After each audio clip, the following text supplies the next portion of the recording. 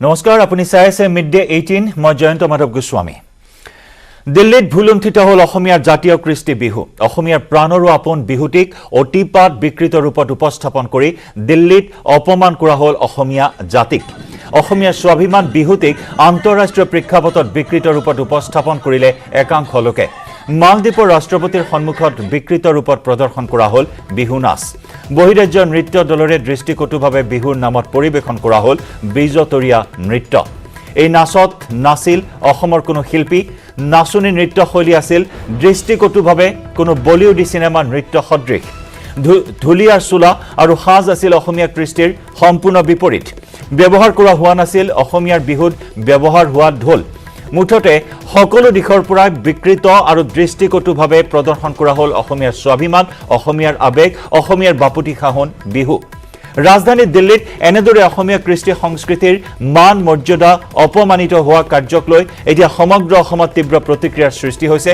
উল্লেখযোগ্য যে দিল্লীৰ পালম বিমানবন্দৰত মালদ্বীপৰ ৰাষ্ট্ৰপতিক আদৰণি জনোৱাৰ সময়ত প্ৰদৰ্শন কৰা হৈছিল এই অনুষ্ঠান জনপ্ৰিয় গায়ক জুবিন গাৰ্গৰ এটা বিহুখুৰীয়া গীতত পৰিৱেশন কৰা হৈছিল এই বিকৃত বিহু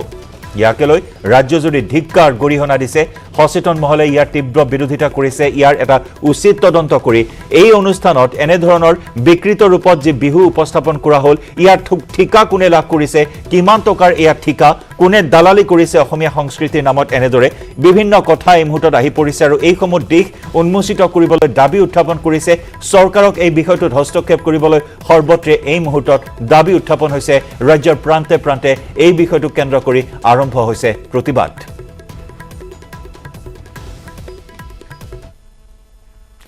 ৰাজধানী দিল্লীত অসমীয়াৰ প্ৰাণৰো প্ৰাণ বিহুটিক বিকৃত ৰূপত উপস্থাপন কৰাৰ পিছত এতিয়া ৰাজ্যজুৰি তীব্ৰ প্ৰতিক্ৰিয়াৰ সৃষ্টি হৈছে দিল্লীত অসমৰ বাপুতি খাহন বিহুটিক অপমান কৰাক লৈ ক্ষোভ প্ৰকাশ কৰিছে অসমীয়া যুৱ মঞ্চই লখিমপুৰৰ ৰাজপথত মন্ত্ৰী বিমল বৰাৰ পুত্তলিকা দাহ কৰি প্ৰতিবাদ সাংস্কৃতিক মন্ত্ৰী বিমল বৰাক এই ভুলৰ বাবে সংগঠনটোৱে দাহ কৰিলে বিমল বৰাৰ পুত্তলিকা অসমীয়া যুৱ মঞ্চৰ দাবী মালদ্বীপৰ ৰাষ্ট্ৰপতিৰ সন্মুখত বিহু নৃত্য প্ৰদৰ্শন কৰাৰ দায়িত্বত থকা ব্যক্তিক জবাবদিহি কৰক অসম চৰকাৰে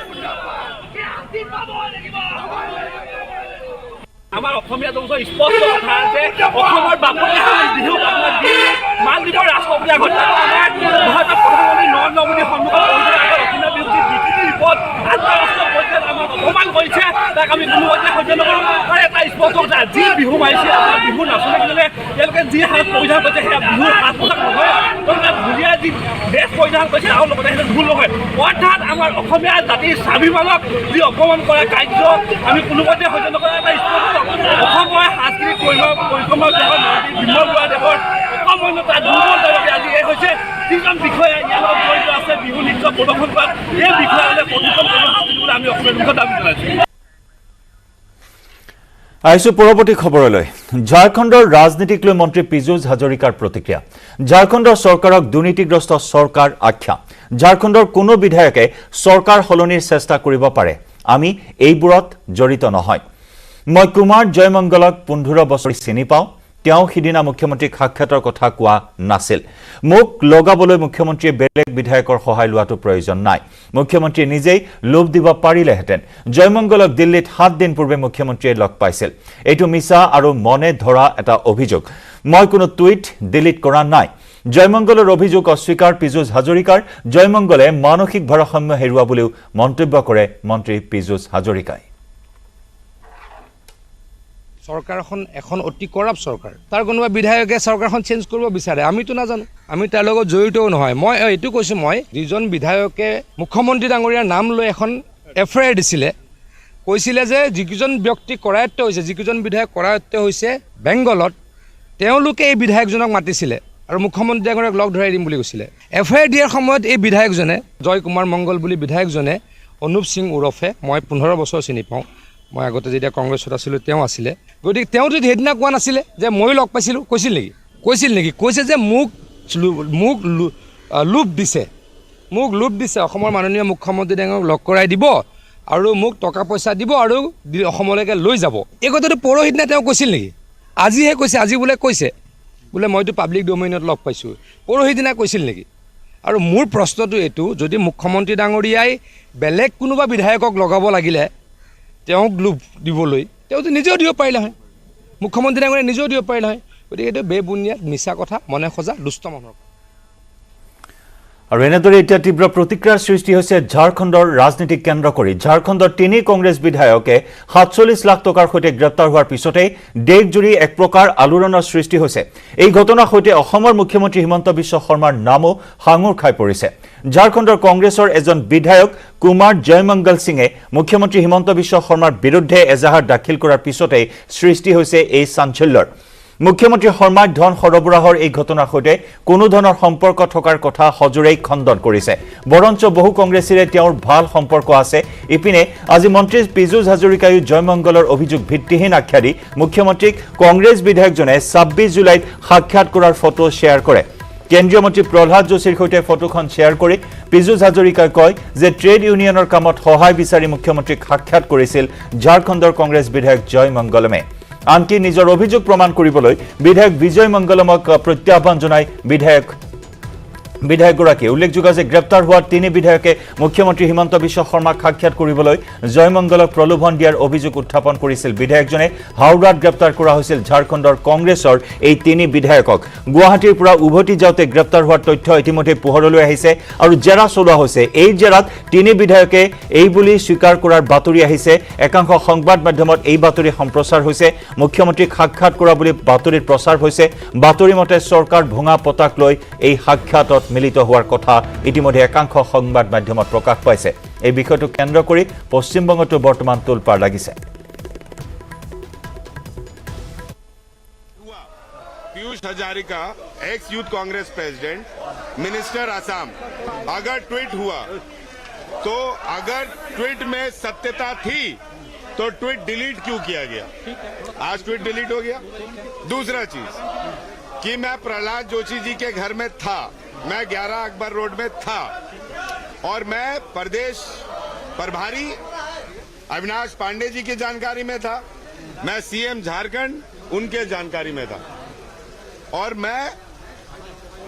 अविनाश पांडे जी को बताकर वहां गया था और जो बातें हुई प्रहलाद जोशी जी से वो भी बता देता हूं हमारे इंटक को कोल में पिछले 7 साल से बैन किया गया है मैं उसी की जानकारी और उसी के मदद के तौर पर मैं प्रहलाद जोशी जी के पास गया था ले जाने वाले कौन थे हेमंतो विश्वा जी थे अब वो कुछ पलटवार करेंगे तो फिर मैं उनका जवाब दूंगा प्रहलाद जोशी के यहाँ मैं था 11 अकबर रोड में 26 तारीख की घटना है 26 या 25 तारीख की मेरे को मालूम नहीं है 10:30 बजे की घटना है और ये हाँ हाँ और मैं सीएम साहब और अविनाश पांडे जी की जानकारी में गया था क्या आप लोग को लगता है कि इतनी बड़ी कैश कांड का खुलासा बिना कहीं जाए हुए हो सकता था अब बताइए मैंने ये बात बहुत क्लियरली बोला है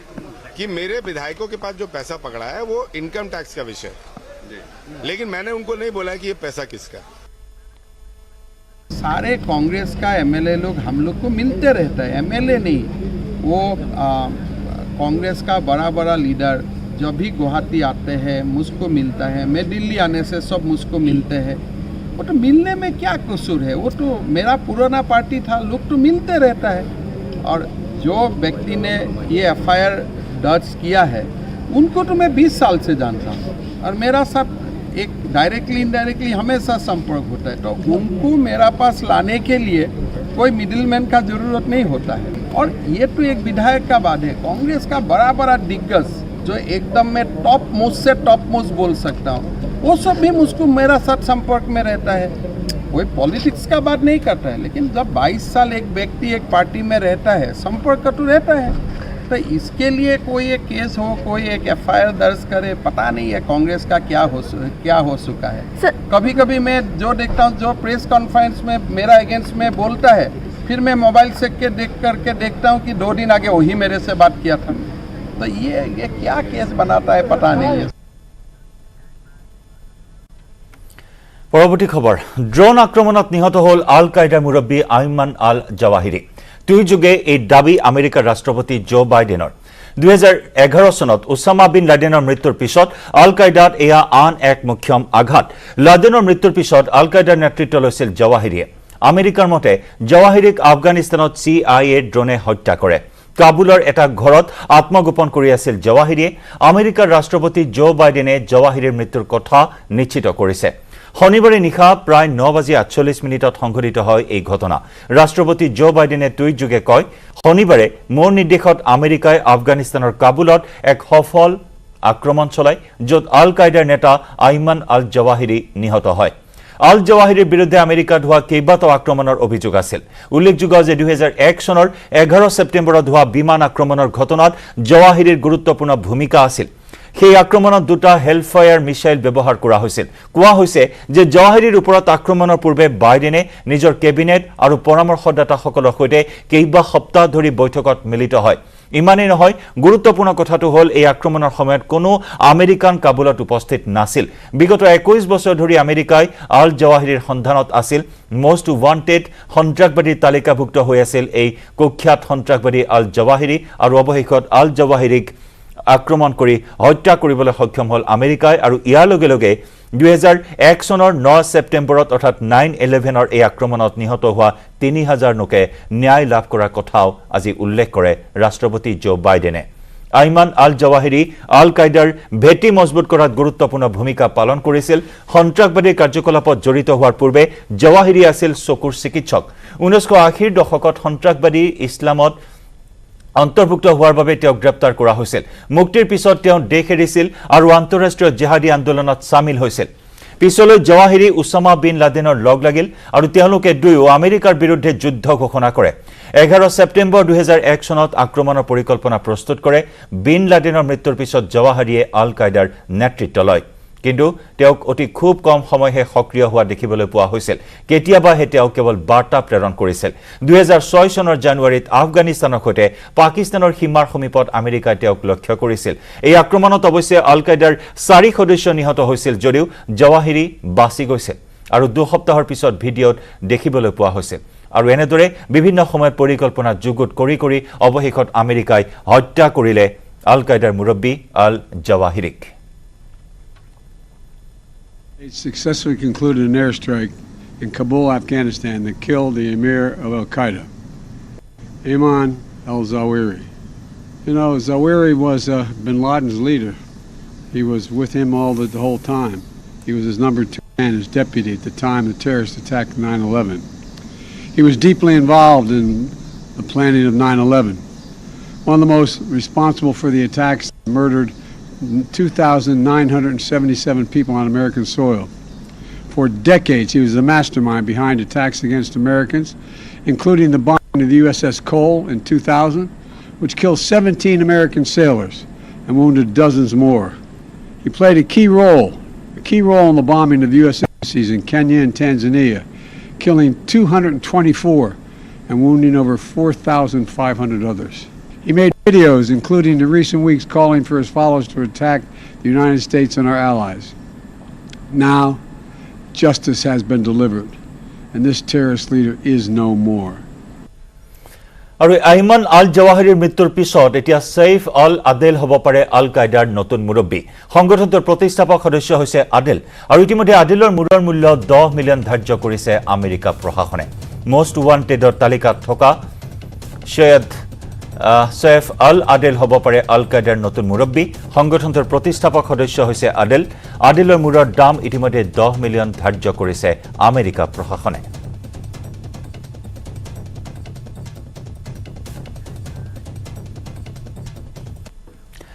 আইসু ৰাজ্যিক পৰ্যায়ৰ খবৰলৈ শিক্ষাৰ্থীৰ প্ৰতিবাদত উত্তাল হৈছে গুৱাহাটী বিশ্ববিদ্যালয়ৰ চৌহদ স্নাতক পঞ্চম ষান্মাসিকৰ পৰীক্ষাৰ ফলাফলত দেখা দিয়া বিসংগতিক লৈ বিশ্ববিদ্যালয় কৰ্তৃপক্ষৰ বিৰুদ্ধে প্ৰতিবাদ সাব্যস্ত কৰিছে ছাত্ৰ ছাত্ৰীসকলে উল্লেখযোগ্য যে বিগত 29 জুলাইত ঘোষণা কৰা হৈছিল স্নাতক পঞ্চম ষান্মাসিকৰ পৰীক্ষাৰ ফলাফল কিন্তু এই ফলাফলত অধিকাংশ শিক্ষাৰ্থীক ফেইল আৰু পৰীক্ষাত অনুপস্থিত থকা বুলি দেখুওৱা হৈছে আৰু এই কাৰ্যত ক্ষোভিত হৈ উঠিছে বৰ্তমান শিক্ষাৰ্থীসকল ভালকৈ পৰীক্ষা দিয়াৰ পিছতো তথা পৰীক্ষাত উপস্থিত থকাৰ পিছতো এনে ফলাফল হোৱাত এতিয়া হতভম্ব হৈছে চকু কপালত উঠিছে এই সকল শিক্ষাৰ্থীৰ কৰ্তৃপক্ষৰ বিৰুদ্ধে এনেদৰে অৱস্থান কৰি প্ৰতিবাদ সাব্যস্ত কৰিছে শিক্ষাৰ্থীসকলে ভুক্তভোগী শিক্ষাৰ্থীসকলৰ দাবী তেওঁলোকৰ ফলাফলসমূহ বিশ্ববিদ্যালয়ে পুনৰীক্ষণৰ মাচুল নোলোৱাকৈ শীঘ্ৰেই ঘোষণা কৰিব লাগে। গুৱাহাটী বিশ্ববিদ্যালয়ৰ অন্তৰ্গত বহুকেইখন মহাবিদ্যালয়ৰ শিক্ষাৰ্থীয়ে অংশ লৈছে এই প্ৰতিবাদী কাৰ্যসূচীত। প্ৰত্যেকটো সাবজেক্টতে আমি ৰিইভ্যালুয়েশন কৰিব লাগিব। এই যে ৰিইভ্যালুয়েশন কৰিব লাগিব তাৰে কাৰণে আমাক যে পইচা লাগিব 550 টকাকে চাগে ন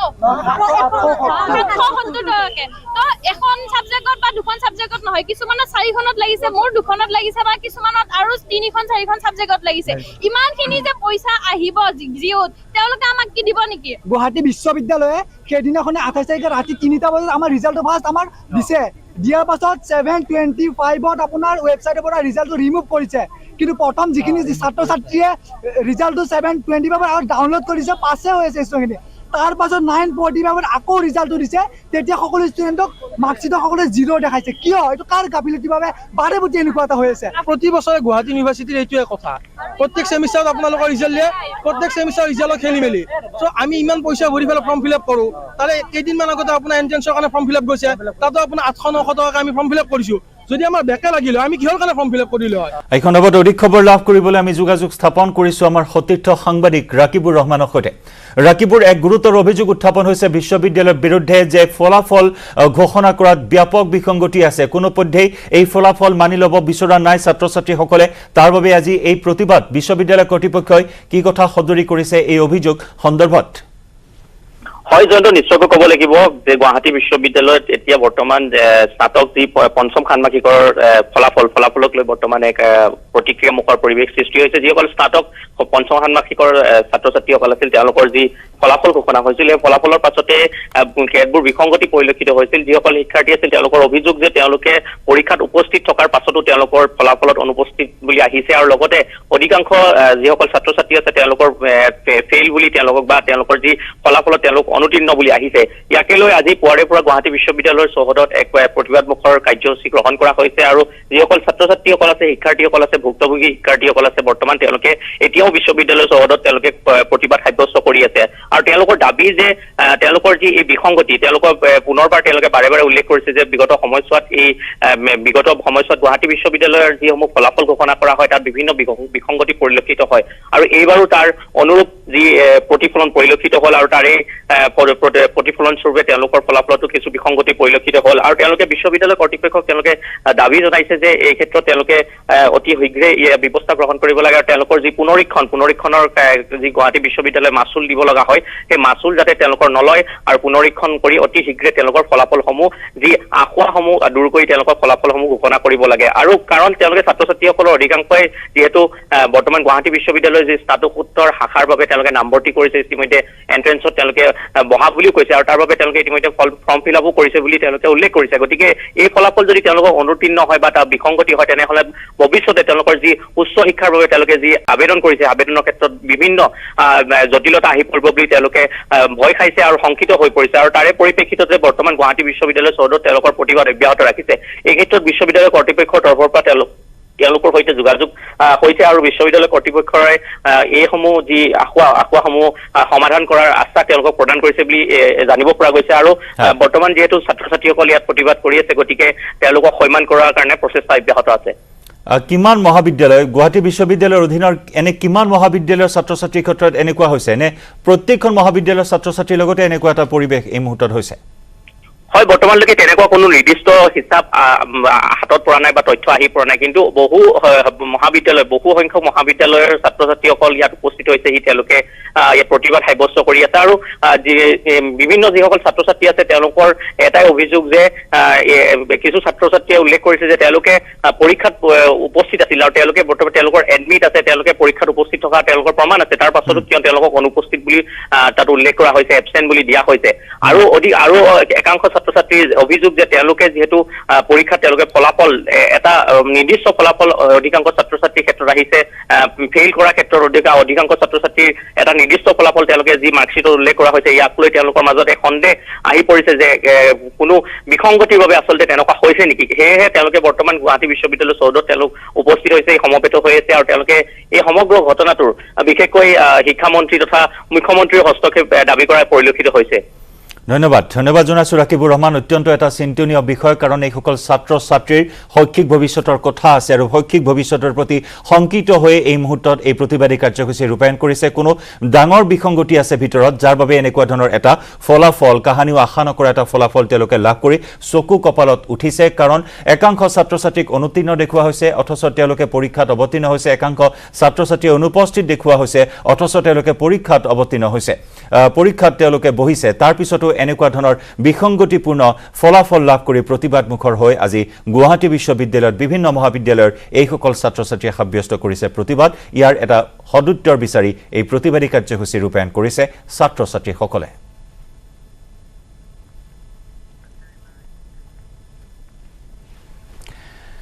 ন্যাশনাল হেৰাল্ডৰ কাৰ্যালয়ত ইডিৰ অভিযান ন্যাশনাল হেৰাল্ড বিত্তীয় খেলিমেলিৰ অভিযোগত ইডিয়ে চলাইছিল এই অভিযান দিল্লীৰ 12টাকৈ স্থানত চলিছে ইডিৰ অভিযান বিত্তীয় খেলিমেলিৰ বাবে আৰু অধিক তথ্য সংগ্ৰহ কৰিবলৈ ইডিয়ে চলাইছে এই অভিযান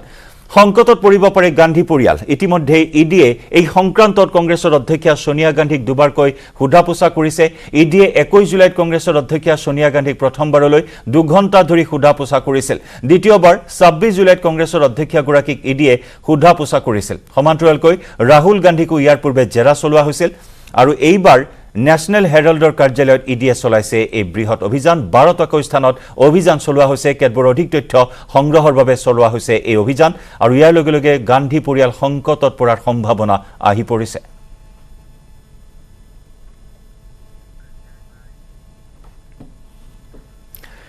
ব্ৰেকিং নিউজ বৰপেটাত জেহাদীৰ সন্দেহত পুনৰ আন এজনক আটক নিশা বৰপেটাৰ বিভিন্ন স্থানত আৰক্ষীয়ে চলাইছিল অভিযান আনসাৰুল বাংলা টিমৰ চমুকৈ এবিটিৰ সৈতে জড়িত থকাৰ অভিযোগত আটক কৰা হৈছে জেহাদীটোক ধৃত জেহাদীটো বৰপেটাৰ গৰেমাৰী গাঁৱৰ শফিক উদ্দিন আহমেদ কলগাছিয়াৰ ক্ষুদ্ৰকচি গাঁৱত পলাতক অৱস্থাত আটক কৰা হয় শফিক উদ্দিন আহমেদক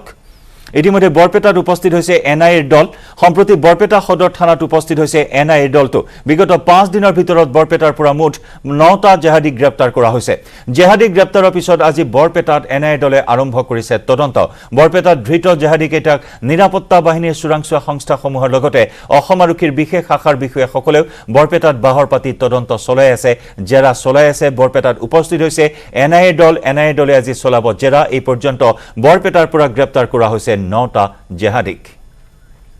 নিৰঞ্জন দাসৰ সৈতে যোগাযোগ স্থাপন কৰিছো আমি এই মুহূৰ্তত নিৰঞ্জন সবিশেষ খবৰ এই মুহূৰ্তত আমি জানিব বিচাৰিম পুনৰ আটক কৰা হৈছে জেহাদীৰ সন্দেহত এজনক হয় জয়ন্ত যোৱা ৰাতি নিশা অভিযান চলাইছিল আৰু আজি পুৱাৰ ভাগত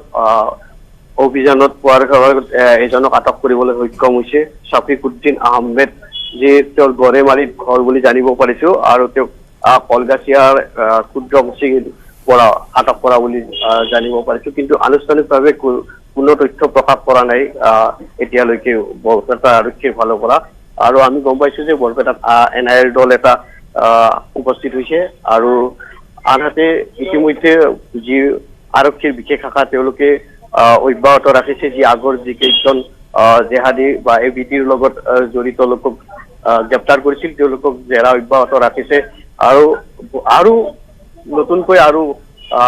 আটক হোৱা সম্ভাৱনা আছে জয়ন্ত নিশ্চয়কৈ আৰু আটক হোৱাৰ সম্ভাৱনা আছে অভিযান চলাই আছে জেহাদীৰ বিৰুদ্ধে জেহাদ ঘোষণা কৰিছে অসম আৰক্ষীয়ে ইতিমধ্যে নিৰঞ্জন মৰিগাঁৱত যি 2 দুৰ্ধৰ্ষ জেহাদী গ্ৰেপ্তাৰ কৰা হৈছিল সেই জেহাদী সন্দৰ্ভত এছডিজিপি জিপি সিঙে কেতবোৰ চাঞ্চল্যকৰ তথ্য উদ্ঘাটন কৰিবলৈ সক্ষম হৈছে তালিবানৰ ভিডিঅ' বা জেহাদৰ বিভিন্ন ভিডিঅ' মোবাইলৰ পৰা লাভ কৰিছে গতিকে বৰপেটাত যি 9টা জেহাদীক এই মুহূৰ্তত গ্ৰেপ্তাৰ কৰা হৈছে তেনেকুৱা ধৰণৰ কিবা বিস্ফোৰক তথ্য আৰক্ষীয়ে উদ্ঘাটন কৰিছে নেকি আচলতে কেনেধৰণৰ তথ্য পাইছে বা কি ধৰণে তথ্য পাইছে একো কথা আনুষ্ঠানিকভাৱে বা আমাক সদৰি কৰা নাই সংবাদ মাধ্যমক কাৰণ তেওঁলোকে যি তদন্ত এক সূক্ষ্মভাৱে তদন্ত চলাই আছে কাৰণ এনেধৰণৰ কথাবিলাক যেতিয়া পোহৰলৈ আহিব বা হয়তো যি পাইছে সেই কথাখিনি পোহৰলৈ অহাৰ লগে লগে বাকী যিসকল লোক বা এই আনসাৰুল বাংলাৰ লগত জড়িত লোক আত্মগোপন কৰি আছে তেওঁলোকে পলাই যাব পাৰে বা এনেধৰণৰ কথা আহিব পাৰে গতিকে তদন্তৰ খাতিৰতে হয়তো আমাক কোনো ধৰণৰ তথ্য প্ৰকাশ কৰাৰ পৰা বিৰত আছে বৰপেটা আৰক্ষী কিমানজনে এনআইএৰ কিমানজনীয়া দল বৰ্তমান বৰপেটাত উপস্থিত হোৱাৰ খবৰ লাভ কৰিছে নিৰঞ্জন এতিয়ালৈকে কিমানজনীয়া দল আহিছে বা কেনেধৰণে আহিছে কোনো ধৰণৰ তথ্য প্ৰকাশ কৰা নাই আমি যি তথ্য পাইছো যে এনআইএৰ দল এটা আহিছে, কিন্তু কিমান জনীয়া বা কিমান জনীয়া আহিছে সেই তথ্যটো স্পষ্ট হোৱা নাই। নিশ্চয় আমি পৰৱৰ্তী সময়ত অধিক খবৰ লাভ কৰিম। নিৰঞ্জন, আপুনি দৃষ্টি ৰাখিব সমগ্ৰ বিষয়টোৰ ওপৰত। আৰু এনেদৰে উচ্চ পৰ্যায়ৰ তদন্ত আৰম্ভ হৈছে জেহাদীৰ ঘাটি উৎখাত কৰিবলৈ। জেহাদীৰ যি কাৰ্যকলাপ বিয়পি পৰিছিল অসমৰ বিভিন্ন প্ৰান্তত, আৰু এই সকলো কাৰ্যকলাপ নাশ কৰিবলৈ উৎখাত কৰিবলৈ বৰ্তমান উঠি পৰি লাগিছে আৰক্ষী প্ৰশাসন। বৰপেটাত আজি জেৰা চলোৱা হ'ব গ্ৰেপ্তাৰ হোৱা এই 9টাকৈ জেহাদীক।